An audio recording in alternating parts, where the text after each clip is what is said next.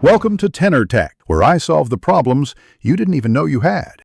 You start by choosing the two images, the base picture that will show beneath and the overlay image to place on top. Open your chosen editor that supports layers.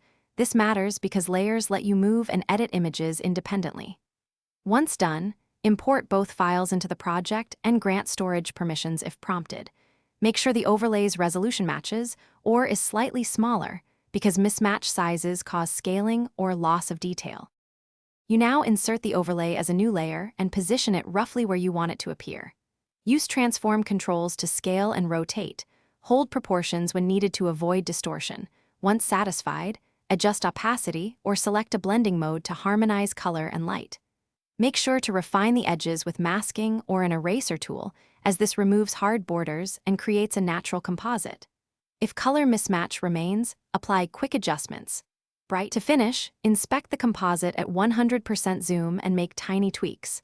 Nudge the overlay, soften its shadow, or add a subtle vignette to blend edges. When you're confident, either merge layers for a final file or keep layers if you plan more edits.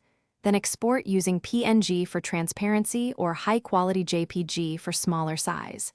If something looks off after exporting, make sure to reopen the project file and correct layers. Don't edit the exported flattened image unless you accept permanent changes. Thanks for watching. Subscribe to keep your life in tune.